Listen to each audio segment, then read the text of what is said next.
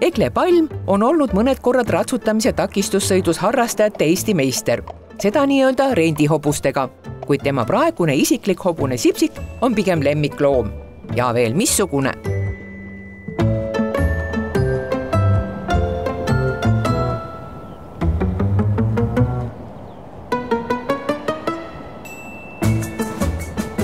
Kes on sellist asja varem näinud, et hobune toob palli viskajale tagasi nagu koer?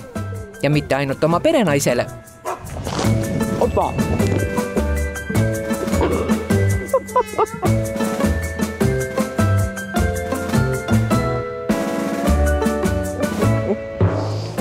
Oi, kui tubli. Ja ta teab, kes viskas.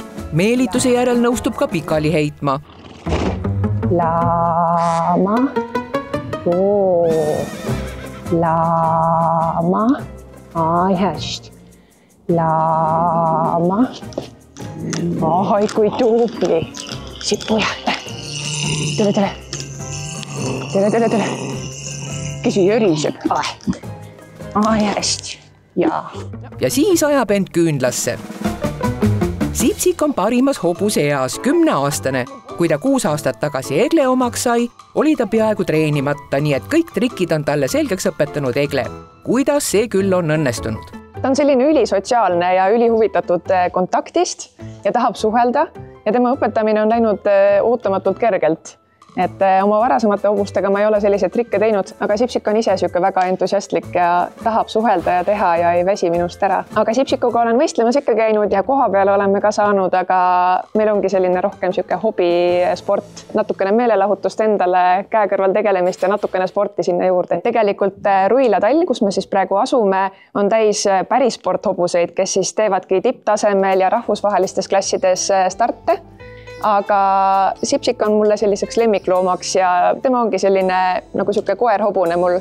Koerhobune tähendab seda, et Sipsik kõnnib ilusasti Egle kõrval ka jalutusnöörita, nii et võiks lasta tal päris ise kulgeda, mis pole suksudele üldiselt sugugi enesestmõistetavalt omane. See, et ta mul niimoodi sabas jookseb, on väga nunnu. Egle elab ja töötab Tallinnas ja praktiliselt iga päev pärast tööd sõidab Ruila talli. Tulen siia, veedan paar tundi siin ja siis sõidan koju, et päevad on päris pikad, aga ma arvan, et see hipoteraapia ja see, mida ta mulle pakub, on kindlasti seda väärt.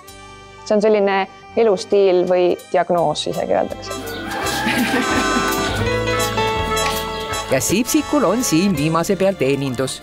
Ta sööb ikkagi põhitoiduna heina ja silo ja praegu siis värsket muru, aga siis lisandiks juurde sööb 3 korda päevas müslit, kus on sees kõik temale vajalikud siis vitamiinid ja sellised energiat andvad asjad ja kõik, mida siis ühel sportlasel vaja läheb. 3 korda päevas toitlustus, korra päevas on toateenindus. Lisaks oli hiljaaegu võimalus osa saada Alžeeriast pärit osteopaadi seansist, esmakordselt Eestis hüpnoosi all. See oli väga põnev, Sipsikul ka esmakordselt oli selline kehahooldus, kus siis teda pandi asendisse ja masseeriti nii, nagu seda kunagi varem tehtud ei ole. Et tal oli kabi üle pea tõstetud ja ta oli hoopis uutmoodi asendites, et saada kõik lihased lõdvaks. Mis nüüd toimub?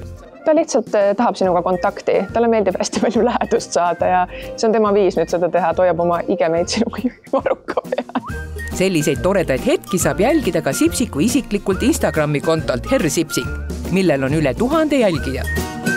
Selliseid trikke nagu Sipsik ei tee vähemalt siin tallis ükski teine hobune ja Koplis demonstreeritu pole veel sugugi kõik. Kaust palun. Tule. Tule tosega. See on natuke ebamugav, siin saab saepuruga. Latri nurgas on tal nunnu jõehobu. Sipsik, kus on jobu?